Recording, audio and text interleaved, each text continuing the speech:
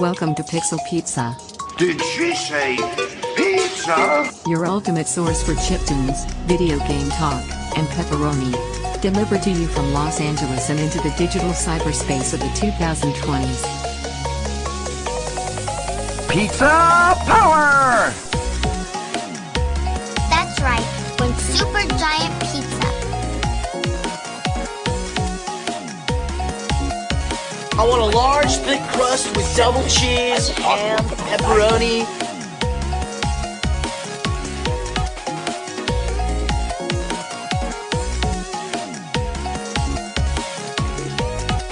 Hey, where's my pizza?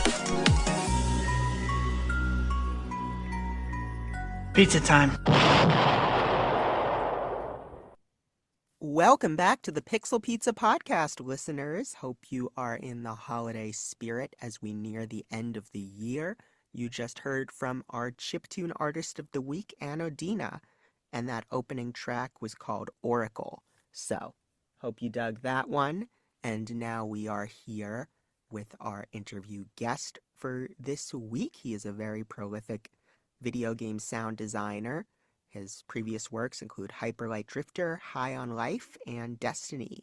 He is also a teacher, a blogger, and the host of the Sound Business Podcast.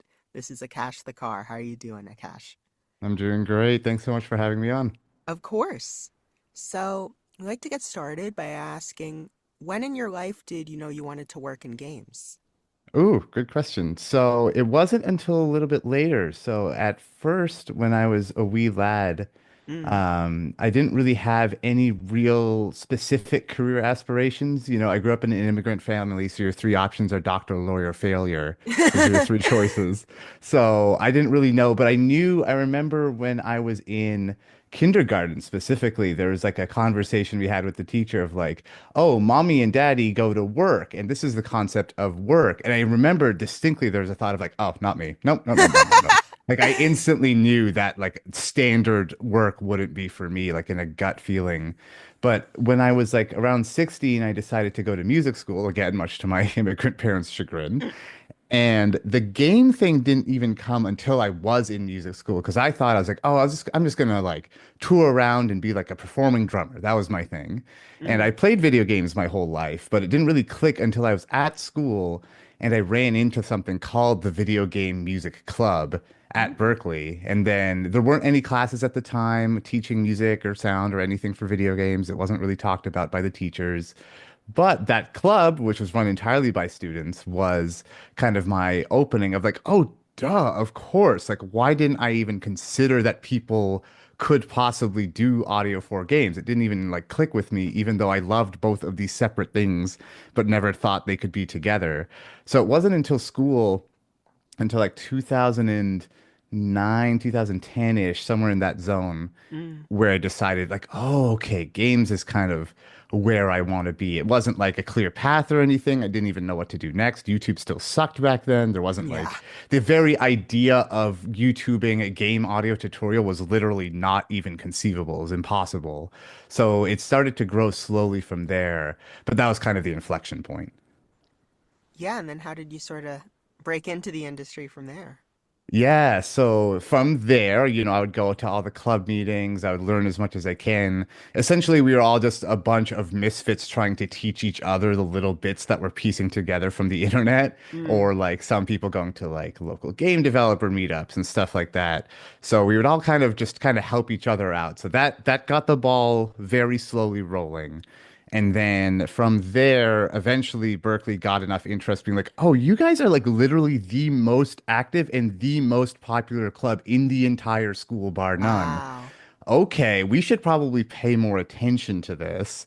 And so they hired one teacher at first named Michael Sweet, who I still love dearly and owe so much to this day, who was a game audio professor, and he had an intro class that I took. So I was like, here's just the 101, like just terms, not even writing music for games specifically, just like, here's what software is, here's what a game engine is, very, very basic stuff. And that kind of started from there. Eventually, I graduated from college. In the meantime, though, I did end up playing drums for Nobuo Uematsu Whoa. which was great. That kind of was the inflection point too of like, oh, right, okay, touring is cool, but I'm exhausted and I'm an introvert. I'm going to quit. I'm going to quit this lifelong dream of touring with the musician I grew up listening to so that I could start my own career. So my parents were freaking out, be like, you had this perfect thing and you're just throwing it away. What? So, eventually though, after graduating, after doing that whole touring thing during school, I moved to Seattle right after in 2012. And then during that time, I moved here. I didn't know anybody. I just knew that it wasn't LA where everyone else was moving. Everyone else was going to Los Angeles. That's where musicians go to die. It's the elephant graveyard because everyone's an audio person and very few people were making games there at the time. It's different now. Yeah. And I knew Seattle was the opposite, where it's all tech people and very few audio people. And that's still true to this day. And so I came here completely blind, just on a lark, just on a whim, thinking like, okay, there'll probably be a lot easier for me to kind of figure my way in there. I would just show up to networking events constantly. I'd show up to every single one. I was out almost all the time. Again, super introverted, but force it. I'd go to every conference. I'd try and speak at every conference imaginable. There were times where I was literally not at home for like 2, 3 months at a time because I was just going to conference after conference. And then that networking kind of eventually got the ball rolling. For a long time, it was a lot of small, paying, tiny, tiny gigs, tiny mobile games, Facebook games, if anyone remembers those. Oh, yeah. And gigs that would pay me just enough to barely survive every month. Literally, I would, many, many, many, many months, I would have no money. And then on the 30th of the month, rent money, and I would pay it right then and there. And then no money until the 30th of the next month. And it would just be that for like several years. And it grew over time. Yeah. I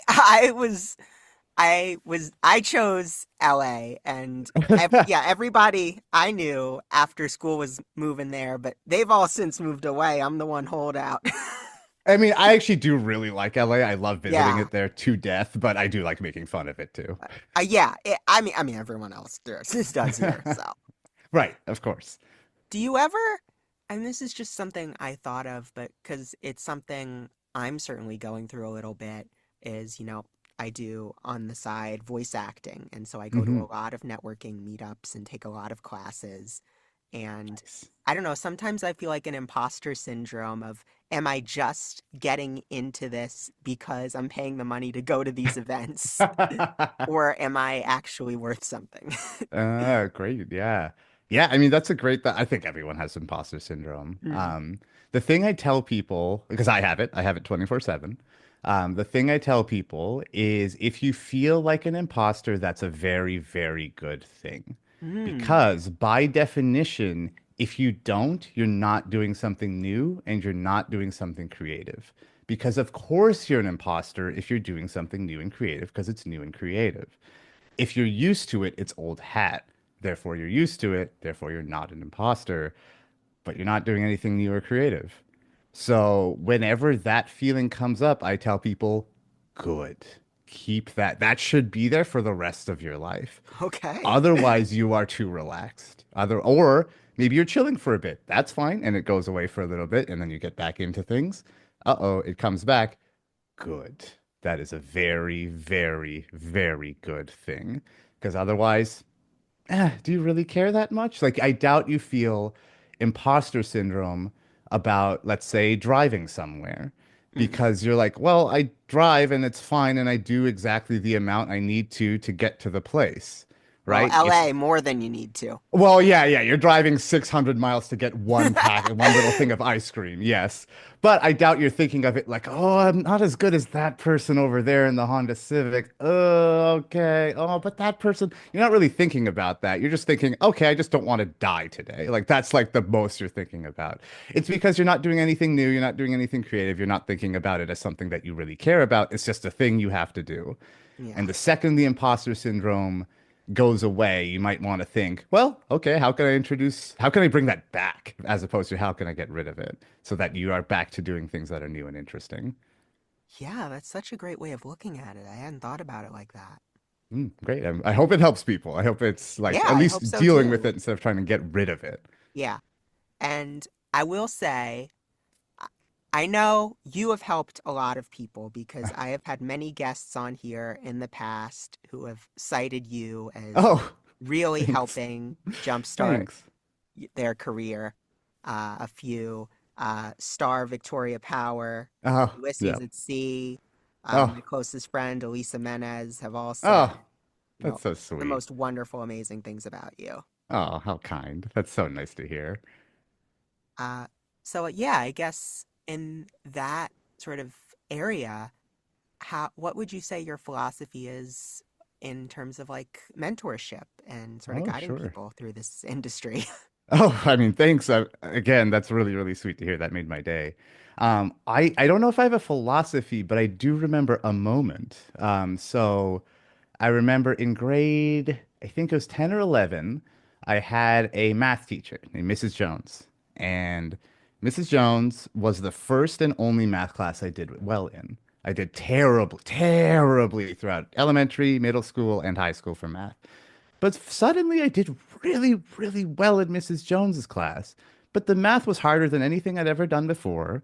I didn't learn anything up until that point because I did terribly. And you know, the school Hmm. system doesn't catch you up, it just keeps going. But all of a sudden I did really, really well. And then the next year I did terrible again.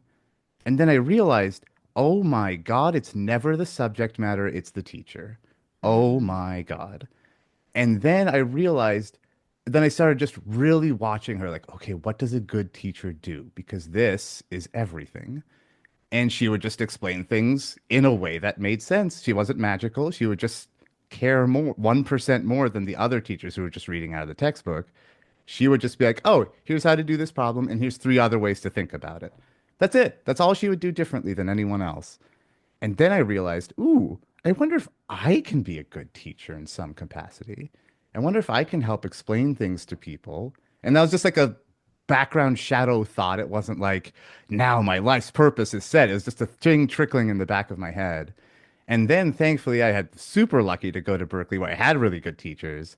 And that thought just kept coming up again. Like when I ran into a good teacher, I'd be like, oh, it's happening again. I'm good at this class because this teacher's good. And then I would go to the same class the next year and I would suck at it. Huh, it's happening again. Okay. It just keeps coming up. And then I started doing my best in that video game music club and stuff to help people. And I wasn't good at it first, and I still don't consider myself a master of it now. But even though, like, I started helping people and teaching people, and in some cases, I'd see people be like, oh, that clicks. Oh, that makes sense. Now, oh, I just have to do that instead of this. And I was like, ooh, this is fun. I like doing this. How can I help more? So honestly, it's like a selfish thing where I'm like, this feels fun and nice for me to do. But hopefully, I can be that Mrs. Jones for at least one person so that they can realize, like, it's not me, it's the teacher. Oh my God, and have that revelation too. Yeah. Now, now that you mention it, I feel like the material I remember from high school and college, I remember it more if it was taught by a good teacher. So, Exactly, every time, regardless of the subject. It could be the most boring thing in the world to you 1 year before, and now you love it. oh yeah.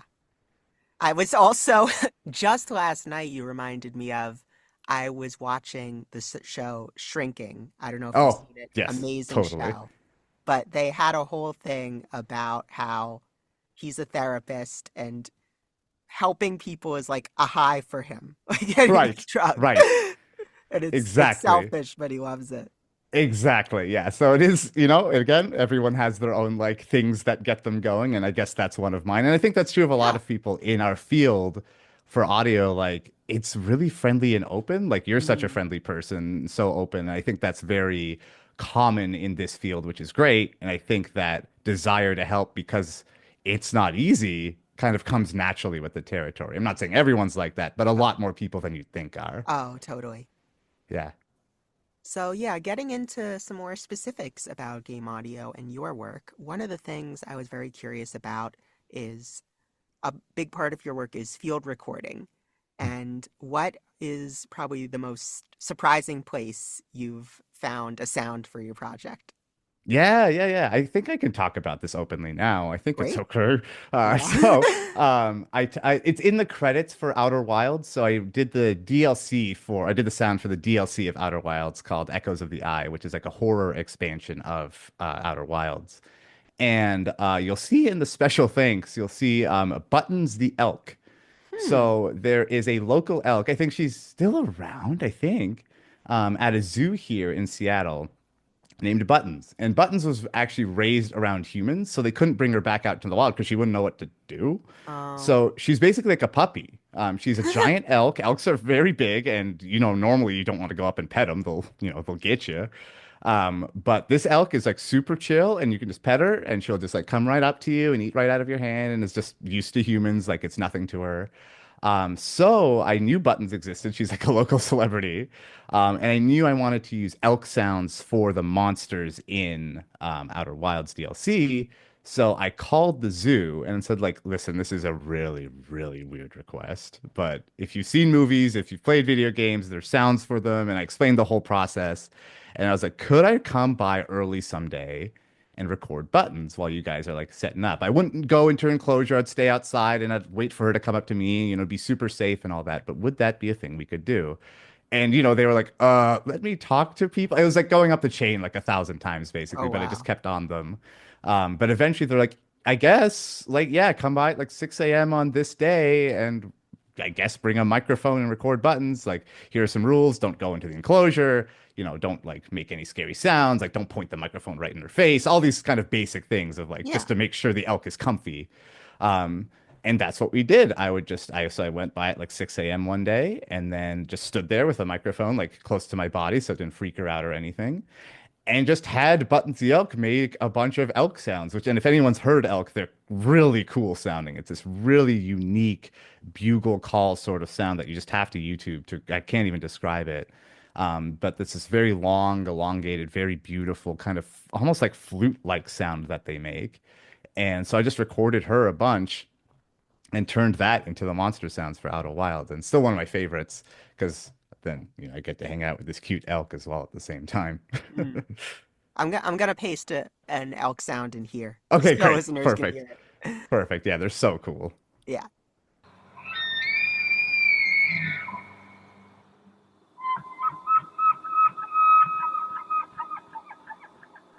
So getting more into Echoes of the Eye, I was very curious about that one because, as you were saying, it is horror themed, and the base game is very much not. It's more like a sense of wonder, a sense of exploration, quiet even.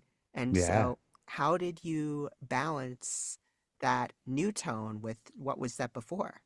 That's a great question. So yeah, I wasn't the original sound designer, so I just came in afterwards. But what I did was I just listened to the original because I think the original sounds are incredible, like absolute full respect to that.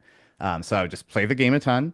And what I would do is I would, at first, when I was first designing, I would have just like a let's play, like gameplay in my DAW, just Mm. going all the time. So I could be like, just like watch the game going and listen. And then what I would do is I'd like start putting my own sounds kind of like into this gameplay video just loosely. Like, is this fitting? Is this the right tone? Is this like generally the same sort of like soft quietness, that lonely sound that you kind of mentioned earlier that Outer Wilds has? And I just keep playing my sounds in progress alongside with them to make sure nothing's sticking out, nothing's weird, nothing is like too left field, anything like that. So I basically just test over and over. And thankfully, the team is so, so, so wonderful. Like one of the sweetest, nicest teams I've ever worked with. Uh, And I would send them sounds obviously early on. And they were so cool about revisions because I did a ton of revisions. But they were very cool with like, try this. Like they were never rude. They were never mean. They're never like, you're not hitting it. They're just very much like, try this instead. Let's try this. Let's tweak it like this. And that direction also helped me a great deal to make sure it was landing in the right direction because they were more used to the original sounds than I was, having mm, made the original game. sure. But yeah, that's great that it lined up with what they were thinking. Exactly. Yeah. Eventually, we all kind of got on board and it worked out. Mm-hmm. Yeah, and then another game where I guess you've sort of had to take a similar tact is the upcoming Hyperlight Breaker. And I don't know Yeah. how much you can talk about that, Sure. but I was curious, because the visual style and the scope is so different between the two games. How have you sort of tried to modernize or evolve that sound of the original? That's a great question. Yeah, that was a massive challenge. So, just also full credit. There's also another sound designer on the project named Alex Johnson, who's the audio director at Heart Machine. So he and I Mm, did the sound together. So for Hyperlight Breaker, At first, became very clear right away from the get-go that doing the same thing or very, very similar to Drifter wasn't going to work at all, which was like, oh man. So the reason it wouldn't work is because Hyperlight Drifter was top-down and 2D, and Hyperlight Breaker is behind the shoulder 3D. So that alone changes a lot because in a 2D game that's top down, you see everything that's happening all at once. So if a grenade goes off, you see it no matter what. Whereas in a 3D game, a grenade might go off behind you. It might go off all the way over there behind a mountain. It might not go off behind a tree. You don't necessarily see everything. So in Drifter, I could be really abstract with the sounds and really stylish because you're going to see what it correlates with 100% of the time. Nothing is playing off screen. Mm. But if you go really abstract and really like too stylish with something that's 3D like that, you might have this cool abstract explosion, but the player won't correlate that was an explosion because they didn't see anything. So they might be like, what the hell was that weird sound? So immediately I had to be like, shit, I can't make things too abstract because then it's not information for the player. All right. So then from there, what we had to figure out over time is how do we make things cool and colorful and still somewhat like anime stylish Mhm. without necessarily having the visual on screen over time. So that's where the philosophy changed and that's where the Mhm. approach changed, where I couldn't do things with like too much bit crushing or too much futzing, because then when we got too much away from the lack of clarity, things became a problem because they weren't denoting information to the player in a way that didn't have to rely on visuals. So that was kind of the whole process to figure it out. We did figure it out. It took like a year and a half, I would say, to actually like get there. So it wasn't immediate. It wasn't this like, aha, I've done it. And even then, like when like like even then as I design new sounds for it, it's still like, huh, how do I approach this one now? So that still comes up. It's still a process to like break away, but keep it still feeling like Hyperlight. Wow, what a tightrope to walk. It is, yeah, definitely. It's cool though. I mean, it's very fun, but it did push and improve my sound design skills a great deal to Yeah, force myself to do that. no, and it ties back to what you were saying earlier about, not wanting to be on autopilot, making something Right. that challenges you and gets you out of your comfort zone. Exactly. So I was forced to, which is good. So another project that was really cool that you worked on was We Are OFK, Oh which you yeah. recently won a Peabody Award for, which was awesome. Congratulations. Thank you. Uh, and that is a very non-traditional type of game. It's more structured like a movie. Yeah. And so how did you change up your approach for a game like that? Yeah. So We Are OFK is, like you said, very different. So gosh, we had to do something I had never done before because it is more like a movie. Instead of typical implementation like you'd see in a game where it's like, oh, this footstep happens, so Wise or Fmod or the game engine, whatever is triggered, and it tells the game to play this footstep. We use the Unity timeline, which is a cutscene tool. I forget if that's the actual name, but people will know what I mean. There's like an actual like timeline cutscene creator in Unity that basically, says like put this, person here and move them to this side. And, you can basically set it up like it's a movie, it has all these horizontal tracks, that sort of stuff. And literally, it was like syncing something in Pro Tools. Like it was like, I'm going to drag this footstep here and I'm going to line it up by frame and I'm going to make it play. Because the game is essentially all cutscene, right? With just player choice in between. So there are a few sounds here and there that are triggered dynamically, like, text tones and stuff like that. But 99% of it is literally lining it up like it's a film. Hmm. And unfortunately, Unity's tools don't really know that audio exists. Same with true, like most game engine kind of base tools. It's like, oh, audio? Yeah, I guess we have that anyway. And then they just kind of move on. Hmm. So it was a lot of futzing and just like clicking around and be like, does that line up? And I would have to play the scene from start to finish because and unlike working in a DAW where you drag something and then the film updates as you're dragging it and be like, okay, that lines up on the frame. This, I was like, I'll put this here. I think Luca's taking a step here. Play. Nope, that was like 4 minutes off. Let me drag it. And it was that. Like, it was very, very tough to kind of set things up in that way. but it was the only way we could do it because that was kind of the setup we had. We tried middleware. We were actually the first people ever to need a refund from Wise because it couldn't do what we needed to do. Because so when we Wow. got Wise, we tried it out, and then we were like, oh, this actually doesn't do this extremely niche and specific thing we need it to do. So let's not pay for it. So I emailed them and said, like, do you guys do refunds? Sorry, we actually don't need this. And they were like, yes, but this has never happened before. So they were very nice about it. So full credit to them. Wow. But they were like, I guess, yeah. So like it was a very niche case. I don't wish that on anyone because it was very time consuming, but it was all worth it in the end because the game came out cool. Yeah, so that was really uncharted territory. Yes, definitely. For me at least. Maybe there are other people out there who do this all the time, but for me Mm. it was brand new. I mean, you mentioned a little bit earlier as well that you do YouTube tutorials for Yeah. sound design. Is that a subject you've thought about covering so other people don't have the same problem? That's a good, you know what? I literally never considered it because it was so niche, but maybe it's something to cover of like, here's how it was done in that game. I pray you don't need to do this. Yeah, that's a great idea. I might do that. I might do a video on Thanks. that. Just be like, no one else do this. Here's how it was done. And another way you're sort of involved in talking about your process is the Sound Business Podcast. Mhm. Could you talk a little bit more about that? Yeah, thank you. Yeah, thanks for bringing that up. So, yeah, I run a podcast and I basically wanted to do that purely just kind of like what a lot of us are doing is purely just for the enjoyment and hopefully bolstering of the community. Mm. And I know there are plenty of audio podcasts out there, which is great. I'm a fan of all of them. And there's one thing I noticed was missing was not enough people were talking about the business side of what we do. And that's my favorite, honestly. Like that is my favorite angle of this whole thing. If someone tells me about a negotiation they had, I'm like, I want to hear every detail. I want to know everything. Mm. So that is my favorite. But so I was like, oh, okay, well, why don't I just talk to people and ask how they did it from like a little more business angle of what they do? We still talk about audio, we still talk about projects, but maybe like tell me about the down moment and how you're paid $5 a minute at first. Like, I want to hear about those moments. So people can be like, oh yeah, and then people might be like, now I'm a millionaire, and I want hear people be like, oh okay, so the numbers aren't okay. I want like exposure to the idea that maybe I can be paid for this. So that was kind of the impetus for it. And at first, I literally thought like, I'll do 20 episodes and then I'll quit. And now we're on like I have at least recorded like 84.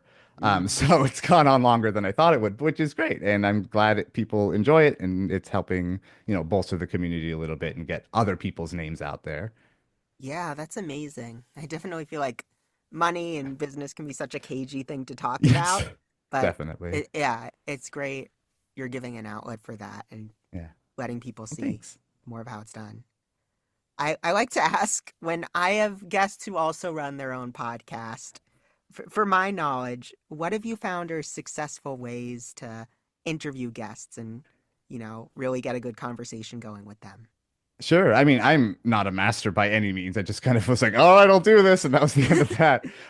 But I guess for some tips that I've noticed has happened is two things I really like doing with guests is sometimes I'll say, instead of asking a question about a specific thing that happened, I might say, tell me about a time where blank. So, for example, I might say, tell me about a time where you felt imposter syndrome, but it actually helped you out. Or tell me about a time where you got really underpaid for a project, but it actually worked out in the end. Or maybe you got underpaid for a project and tell me about a time where it didn't work out. And Mm. as opposed to asking about a specific thing, just tell me a story about blank.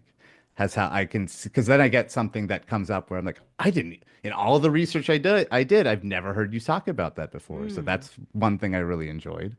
Um, Another thing I like to do is to kind of exaggerate downwards of the question I'm going to ask, and I'll explain what that means. So, for example, let's say I'm talking to someone super successful, and they're being sometimes people who are really, really high up are a little cagey about talking about the business side because they're doing really well. They don't want people to be like, oh, this rich guy, blah, blah, blah. Yeah. So, what I'll do to kind of get them out of that to make them more comfortable is I'll exaggerate really, really, really downwards on how they're doing. So for example, let's say someone is doing really well. They run like two businesses. They're both killing it, and they're being kind of shut off and cagey about like, oh, I run a business, I guess. I'll be like, oh, okay, like I bet those businesses are making like thousands a year, right? When it could be millions, right? Mm, And then they'll be like, what? No, I make million. Like then it opens them up to tell me the real stuff of what's actually happening. So it'll exaggerate basically like, oh, you must be making hundreds off of that. Like, wait, no, I'm not making hundreds. I'm making millions off of that. So it kind of opens them up to talking about it. And you can do the opposite where if someone's like, oh, and I did this, and I did this, and I did this, and I was successful, you can be like, yeah, I bet between college and getting that project, it must have been really easy, right? And they're like, no, what the hell are you talking about? So, and then you get the stuff that they've never talked about before. So you can wow. either exaggerate upwards or downwards on what you know is true, but that they're being cagey about because, it's just society. We're used to it. They're not intentionally doing it. It's not conscious. Right. But that's just not a thing that they're used to talking about. So you can kind of go along that. Those are two things I like to do. But again, I am no master. No, that's really, really great insight. No, it's something I'm definitely gonna have to start thinking Yeah, about steal in it. the future. Yeah, Let me know how it goes. I will. And you've also given over 50 talks at various conferences around the world, including GDC and TEDx. And so when you're asked to give a talk at one of these conferences, how do you decide what the exact subject is going to be and sort of cater your message to that audience? Yeah, so a lot of it has to do with the event itself. So obviously GDC is all game developers, something like TED is more general.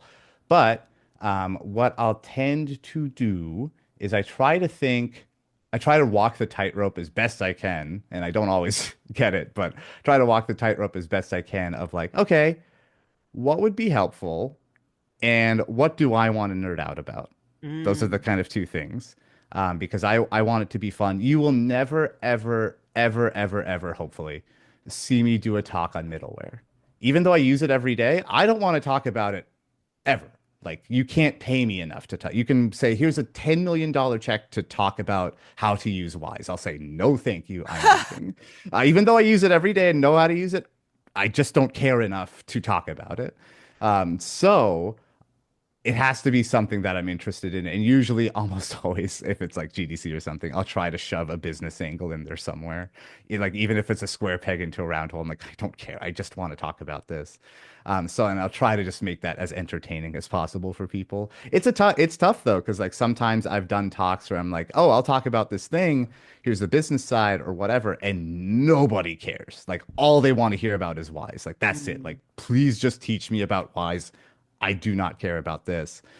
So that is kind of the thing that I have to always be considerate of like, okay, what do they actually need? And if it is something that I don't want to talk about, then I'll be like, I'll either moderate the panel or I won't do the thing. Like it gets very, very boring to me if I'm yeah. forced to do something else. No, yeah, you want it to be something you're passionate about. Exactly. Yeah, exactly. But tell me about a time when it didn't go to plan. You had something you wanted to talk about and maybe it didn't land with the audience or something kind of went Yeah. off the rails. Yeah, sure. Thankfully, I've never like bombed ever, which is good so far. I mean, it might happen. I'm not saying it won't. But there have absolutely been times like I've given talks. I think this most commonly happens when I've spoken at schools in the past. Mm, So when I've gone to colleges or wherever around the country, usually I'll come in or what I did that was a mistake. Or at least I didn't angle it well enough.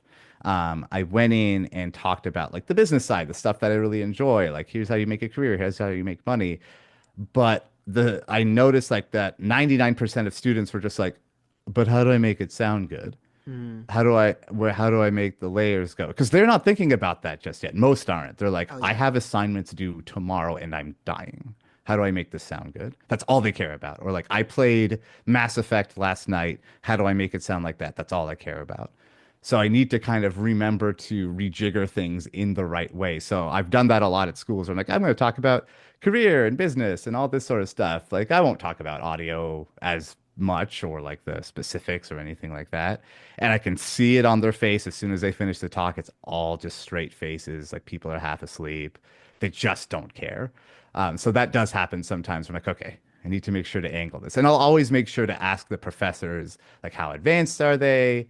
What sort, like I do this now, like how Yeah. advanced are they? What are they thinking about? Are they like about to graduate or are they year one? And that kind of helps me determine where to slot in. But at first, oh boy, like could not be more bored. I like Yeah. that I've seen like no questions afterwards, just dead silence. Oh, rough, but good you figured out how to Yes, make it work in the future. exactly, Yeah, I exactly. definitely remember when I was in college, when I was a senior, my mom was always sending me emails with job applications for me filling out, and I said, "Mom, I'm working on a 50-page thesis statement. I don't this Exactly. isn't my top priority right now." Exactly. And I made that mistake thinking it was. Yeah. Yeah. And I guess on a similar note, I've been a subscriber to your newsletter for years. Oh, thank you. It's, yeah, so helpful. I can't recommend it enough for anyone, regardless of what field you're in. The Oh, business thank you. advice, the figuring out how to position yourself in your industry and get yourself out there with networking events has helped me so much. Thank And you. so, how do you come up with topics for that consistently? Oh God, yeah. So, oh, man. So it's literally similar to the talks, but it is more like I just want to talk about this. So it is very much like, oh, okay, this is interesting to me. I'll just shoot this out and see how that works. And that's kind of it. There's like no science to it, and maybe there should be, but there is just me like, I'm just gonna I saw this sign for someone who's selling backflip lessons. I'm going to talk about this sign for backflip lessons because that was cool. This person is niching. I'm going to talk about that. But it's pretty much always angled towards the business side of things. And that makes it more interesting. And that makes it kind of um, easy to generate topics. You can kind of take any topic and then like put it through a prism essentially, and it splits into multiple. Mm, So, for example, if it's like, oh, how do I make a career from sound design, for example, as a freelancer? You can take that and prism it essentially. So you can say like, oh, how do I make a career from freelancing? Or why maybe you would want to freelance over working at a studio. Or maybe when would you transition out of a studio into freelancing? Or you're in college, what should you be considering for your career first? You can basically just endlessly split it up as much as you want without needing to write every single thing in one little newsletter. So that's kind of how I do it, is I'll take a thing I'm interested in, split it up, and then just kind of start smashing the keyboard as best I can. hmm Yeah, that's good. You're able to lay it out and uh, have a bunch based on one question. Exactly, exactly. And yeah, it's based off of questions people ask too. So I'll get emails sometimes and I'll be like, Ah, oh, that's a good newsletter. I'll just rake an article out of that instead yeah. of like I'll respond to you and I'll make an article and then everyone knows. How do you balance this huge variety of projects that you have going at once? Oh, geez. So there's no balance. The trick I found is to be the I think this is like the master trick for any like freelancer, like your schedule's kind of yours, is to be satisfied with however much you get done every day, regardless of what that is, even if it's Mm, zero. And I think that's like the key to unlock. So, for example, today's real crazy. I did a voiceover session from 8 to noon. mm, Then from noon to 1, I had a meeting with one of the teams I'm working with, and then I'm chatting with you, and then I'm mm. gonna go out right after this. So it's like there's a lot crammed together. So it's like, am I gonna get a lot done on my projects beyond the voice acting? No, like absolutely not. There's no way. Great, fine, that's fine, cool, no problem. And I think that's the key is like, cool, I hit some things. I'm never gonna hit them all. I'm never gonna get the to-do list done. The key is to shorten the to-do list and be satisfied regardless of how little, quote unquote, you get done.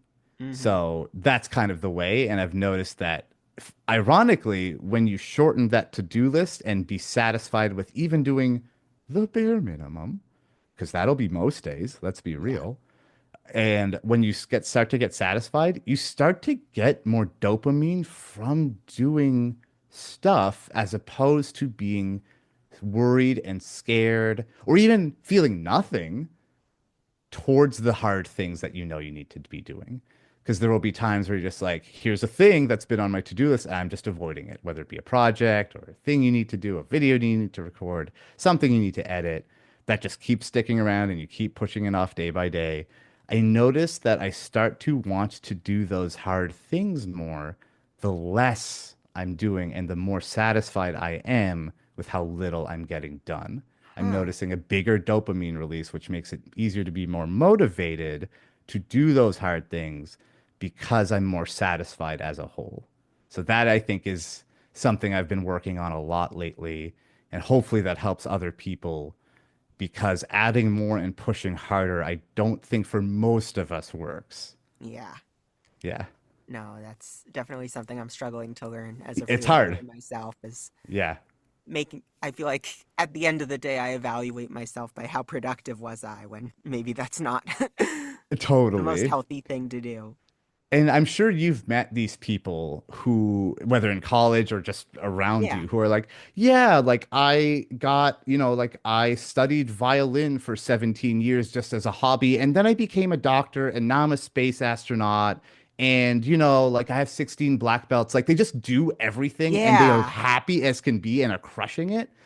This is, I think, the key is starting to be able to enjoy life instead of push through it. And Hmm. if you can start to turn that key of satisfaction, I think, this is my theory, I think you start to gain that motivation as well and that will to want to do it and enjoy doing it.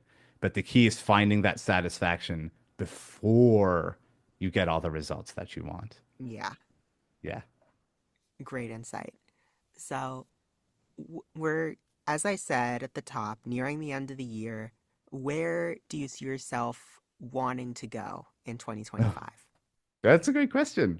So next year, one thing I'd like to do is be even more active in the educational space again, because Hmm. COVID obviously turned some of that off. Oh, yeah. And then like, speeches in person and stuff that went away, but doing more of that. And then wanting to be more active on YouTube and be, again, more educational, teaching more courses, that sort of thing because I think it's a good time for me to. I mean, I'm still doing projects, but I think I'm cool to take on fewer as time Yeah. goes on. Not necessarily zero, but like, oh, instead of taking on like five a year, maybe I'll take on two, that sort of thing. So toning that down so that it becomes easier and easier to start helping more people. There is this great book that I recommend for people who have been in their career for like, at least 5, 6 years called From Strength to Strength, which is about literally that. Like, okay, you've done a thing.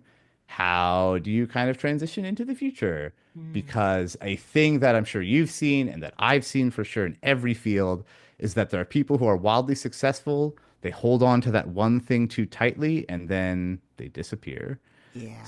It's very scary for a lot of people to be like, why is that person washed up now? Weren't they a master before?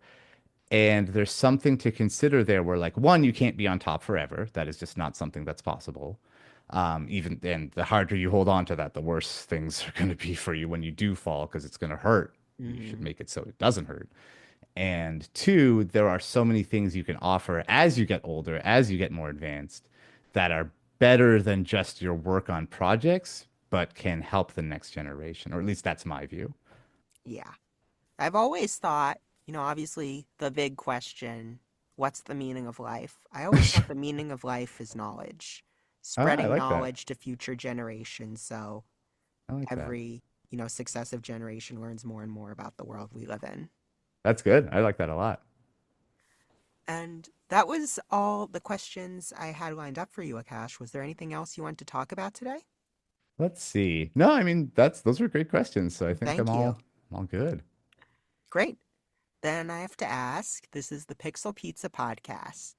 Akash Thakkar, where is your favorite pizza place? Ooh, what a great question. Okay, all right. Okay. Okay, hold on. Hold on. I Mm. need to think because I know I'm gonna choose wrong if I just said the first thing off the bat. Okay, yeah, okay. My favorite is in New York City, so I know all the New Yorkers are like breathing a sigh of relief. Yeah. So in New York City, in Manhattan, there's a little place that I'm sure is very popular called Prince Street Pizza. Oh, yeah. Um, have you been? Yeah, I'm Oh, originally from New amazing. York, so Oh, I so know you it know. well. Oh, Yeah. amazing. Okay. So that is my favorite. I'm sure there's better. And because you're from New York, I'm sure you can recommend better. But I love that place. Every time I go, I'm like, give me some Prince Street. Mm-hmm. Yeah. Now that you mention it, I'm having trouble thinking of exactly what would be better than that. I mean, I know maybe things on the same tier, but not Sure. necessarily better. Nice. Yeah, that is one of my favorites. Great choice. So then that about wraps things up. Thank you so much for joining me today. Yeah, thank you so much for having me. This was great. Of course. Where can people keep track of you and your work? Yeah, so just Google me. You can just Google Akash Thakkar. I'll pop right up. It's not a common name, so I think I'll pop up. And you can do that on any social media. I have different handles here and there. It's like either Akash Thakkar Audio or just Akash Thakkar. But if you just type in my name, I'll pop up on any social media. And my website is akashthakkar.com. Great. Okay. Then we're gonna head off and we're gonna hear one more track from Anodina, and that one is called Shape. So enjoy that. We will see you in the new year. Thank you for listening. Have a good one.